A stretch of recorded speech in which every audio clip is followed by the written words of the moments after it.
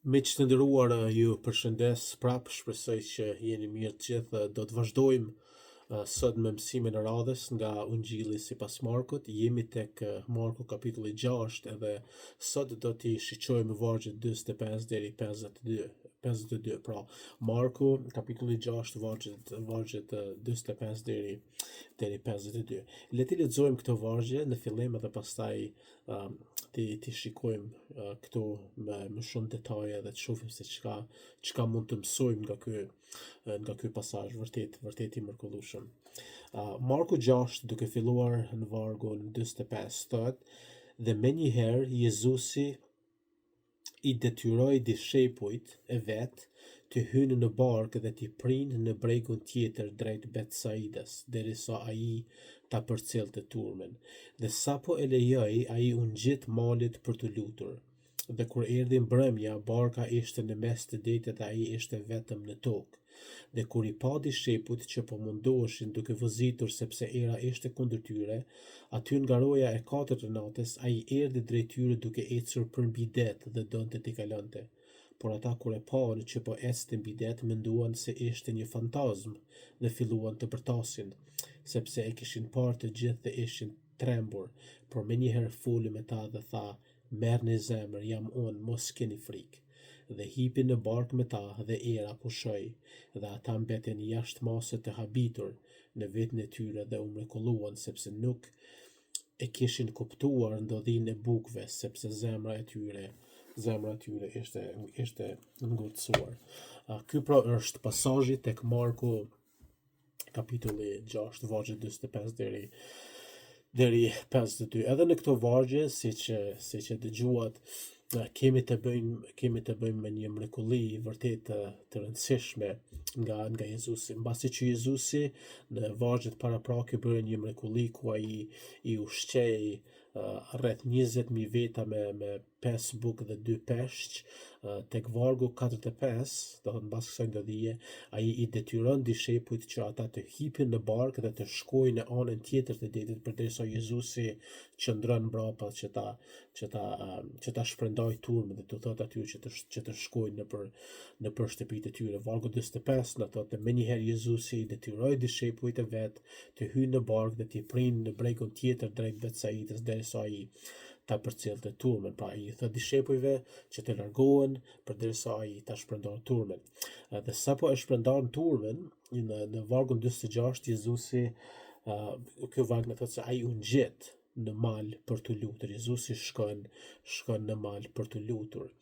Ungjilli i Gjonit, duke kur na tregon të njëjtën ngjarje, na jep një pak më shumë detaje se çka ndodh këtu. Tek Gjoni 6:13 deri 15 na thuhet, u mblodhen pra dhe mbushën 12 shporta. Kjo është mbasi Jezusi bëri mrekullinë me bukë dhe peshq. Mbushën 12 shporta me copa nga ato 5 bukë prej elbi që u tepruan atyre që kishin ngrënë.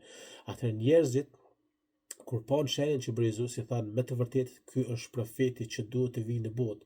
Por Jezusi, duke ditur se po vinin ta kapnin për ta bërë mbret, u tërhoq përsëri mbi malin filli vetëm. Pra, Gjoni këtu na jep një detaj më shumë, duke na thënë se mbasi Jezusi kishte bërë këtë mrekulli dhe i kishte ushqyer tërë këta njerëz, turma donin që ta merrnin aty edhe ta bënin mbret. Normal, kush nuk do ta dënte një mbret të tillë i cili krijon ushqim për një shumicë njerëzish në këtë mënyrë, edhe njerëzit dëshirojnë që Jezusi të mbretërojë mbi ta, sepse ai do të siguroj ushqim për ta. Mirë, po siç e dim, Jezusi nuk ishte ardhur që të jetë mbret, Jezusi nuk ishte ardhur që të bëhej mbret në këtë kohë. Ardha e tij e parë ishte që ai të vijë si shërptor, që ta japë jetën e tij si sakrificë për mëkatet e njerëzve.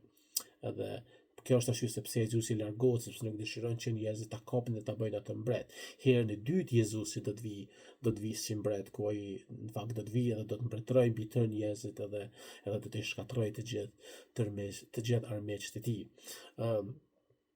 Po kjo është arsyeja e Gjoni thotë sepse Jezusi u largua në mal që të lutej, sepse nuk deshi që njerëzit ta kapnin dhe ta bënin mbret. Dhe përderisa ai është në mal, përderisa ai është në këtë mal duke lutur, diçka ndodh me dishepujt. Një erë e madhe ngrihet dhe barka e tyre është në rrezik. Kjo erë krijon valë të mëdha në det edhe edhe kanë problem, dhe nuk mund të lundrojnë, nuk mund të dalin në anën tjetër të detit. Vargjet 47 dhe 48 na thonë: dhe kur erdhi mbrëmja, barka ishte në mes të detit dhe ai ishte i vetëm në tokë. Dhe kur i pa dishepujt që po mundoheshin duke vëzitur sepse era ishte kundër tyre, aty nga roja 4 e natës ai u nis drejt tyre duke ecur përmbi det dhe donte t'i kalonin. Po në orët e hershme të mëngjesit, diku rreth mes orës 3 dhe 6, kjo është ora 4, Jezusi niset drejt dishepujve që ishin pothuajse duke u fundosur nga valët e detit.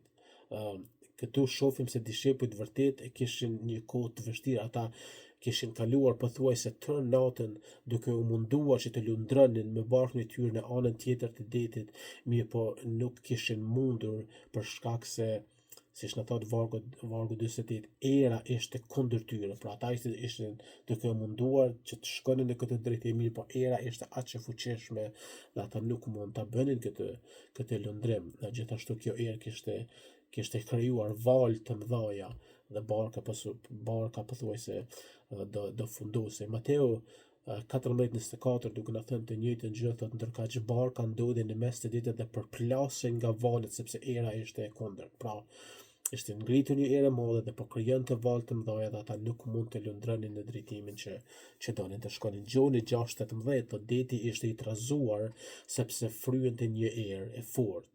Pra të gjithë ungjejt, këta 3 ungjej na thonë të njëjtën gjë, se ishte një erë e fuqishme, kishte valë të mëdha dhe dishepujt ishin duke kaluar një kohë të vështirë dhe nuk mund të shkonin atje ku Jezusi e kishte thënë që të shkonin. Dishepujt janë të lodhur, janë munduar tërë natën por pa sukses. Mos harroni, shumica e dishepujve ishin peshkatarë që ndoshta ishin profesionista se si ta lundrojnë barkën e tyre, mirë po në këtë rast ishte e pamundur sepse valët ishin të mëdha dhe era ishte e fuqishme. Edhe çka ndodh? Jezusi kur i sheh dishepujt në këtë gjendje, ai niset drejt tyre, mirë po në mënyrë të jashtëzakonshme. Ai niset drejt tyre duke ecur mbi det, duke ecur mbi ujë. Veç imagjinoni pak këtë skenë. Deti ishte aq i trazuar sa që 12 dishepujt nuk ishin gjendje ta lundronin barkën e tyre. Era ishte aq e fuqishme sa që e hedhte barkën herëndej dhe dishepujt nuk ishin gjendje që ta drejtonin barkën në drejtimin e duhur. Në mes të kësaj trazire, Jezusi vjen duke ecur mbi këto valë. Era nuk e pengon atë. Valët nuk e pengojnë atë. Jezusi vjen pothuajse sikur ishte duke ecur në trotuar, pa kurrfarë pengese. Normal, kjo është diçka e jashtëzakonshme. Edhe kur dishepujt e shohin këtë, çka thonë? Vargu 49.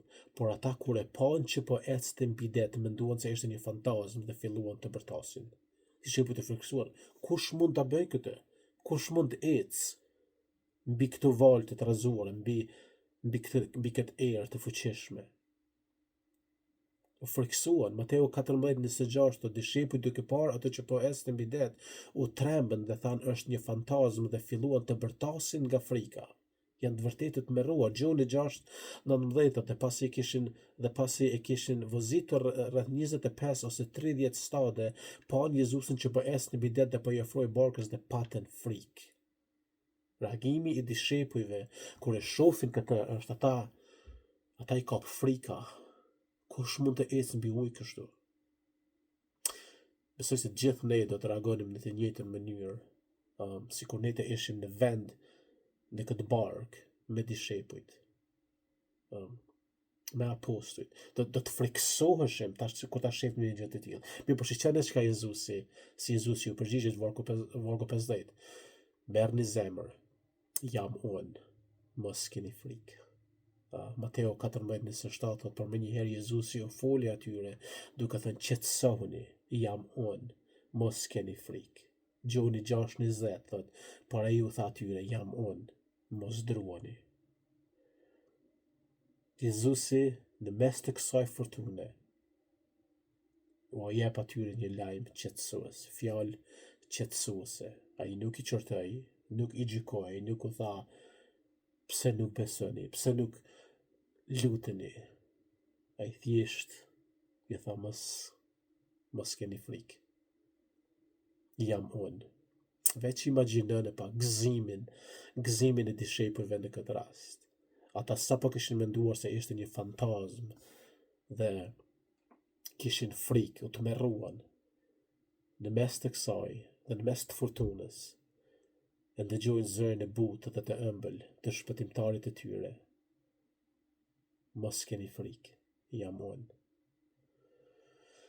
Dhe pastaj vargu 59 thot dhe hipi, Jezusi hipi në barkë me ta dhe era pushoi, dhe ata mbeten jashtë mase të habitur në vetën e tyre dhe mrekulluan. Jezusi hyn në barkë me ta. Era pushon, valët pushojnë. Çfarë ndryshimi bëri Jezusi në këtë rast për dishepujt? Nga furtuna në qetësi të plotë. Dishepujt kaluan nga frika, nga tmerri, në habi të plot dhe u mrekulluan. Veç imagjinoni pak sikur të isha aty në këtë rast. Çfarë ndryshimi bëri Jezusi në këtë ngjarje. Tash çka mund të mësojmë nga ky pasazh? Dy gjëra që duhet të theksoj. Së pari, si të krishterë, le të jemi të sigurt se si të krishterë Jezusi gjithmonë e din dhe i shef trazirat tona, gjithmonë i shef vështirësitë tona, dhe ai gjithmonë do të na ndihmojë dhe do të na çlirojë nga to. Por, këtë duhet ta mbajmë mend, në kohën e duhur, jo kur duam ne, jo kur na konvenon neve, por në kohën e duhur. Si të krishterë ne shpesh kemi qef që të mos të përjetojmë as pak trazira apo vështirësi në jetë, apo të çlirohemi nga këto trazira sa po të na vinë. Por nëse kjo ndodh, ne nuk do të mund ta njohim fuqinë e Jezusit që na çliron nga këto vështirësi, nga këto trazira. Veç mendoni pak sikur dishepujt të mos kishin kaluar nëpër këtë furtunë, nëpër këtë stuhi, ata kurrë nuk do ta shefnin fuqinë e Jezusit, që ai ka fuqi të ecë mbi det dhe ka fuqi dhe autoritet që ta urdhëroj erën dhe valët që të pushojnë. Është e njëjta me ne. Kur Perëndia na lejon që ne të kalojmë nëpër kohë të vështira, nëpër trazira të ndryshme, nuk është e rastësishme, nuk është që Perëndia thotë, vje keq çka është duke ndodhur, sa kam dëshirë që t'ju ndihmoja. Jo, ai është duke lejuar këtë me qëllim që të na tregoj fuqinë e tij në mes këtyre trazirave. Kështu që nëse ne duam një jetë pa probleme, si të krishterë, nëse ne duam një jetë pa probleme, pa vështirësi, kjo do të thotë që ne duam një jetë ku nuk duam të mësojmë shumë për fuqinë e Jezusit, për fuqinë e Zotit dhe shpëtimtarit tonë. Jezusi e tregon fuqinë e tij në mes vështirësive, në mes problemeve tona, mes trazirave tona. Ne nuk mësojmë shumë nga Perëndia për Perëndin kur jeta është e qetë dhe pa probleme. Është mes problemeve ku ne njohim Zotin më shumë.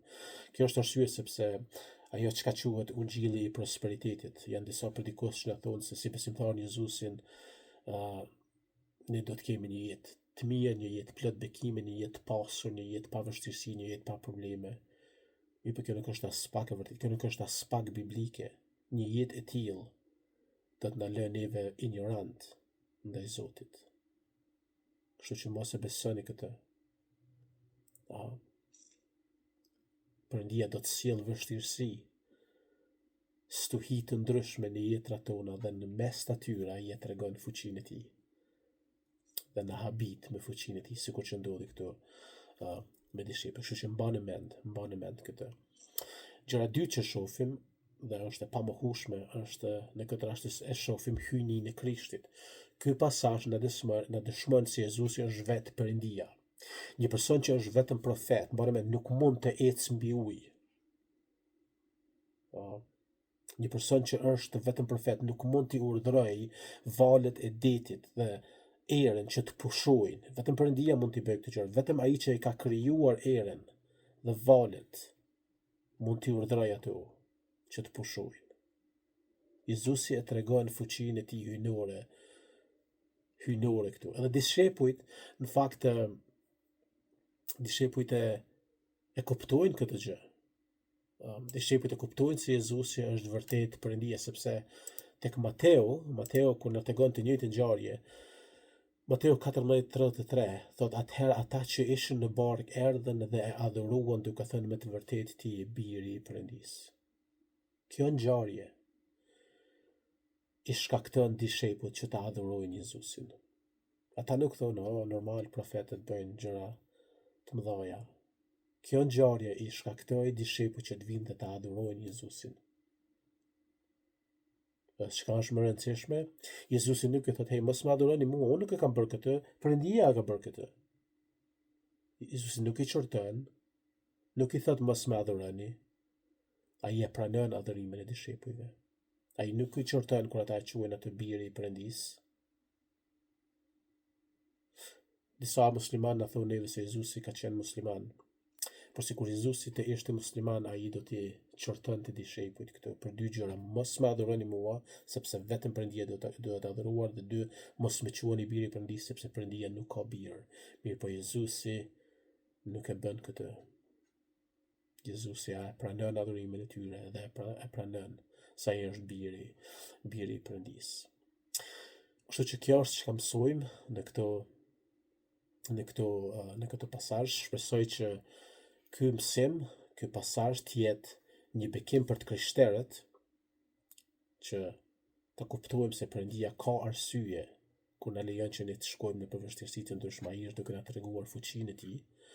Dhe për ju të krishterët, shpresoj që ky mësim t'ju ndihmoj që ta shihni të vërtetën për Jezusin, se kush ai është. Ai është Perëndia që ecë mbi ujë, Perëndia që i urdhëron valët e detit që të qetësohen, i urdhëron erën që të pushojë.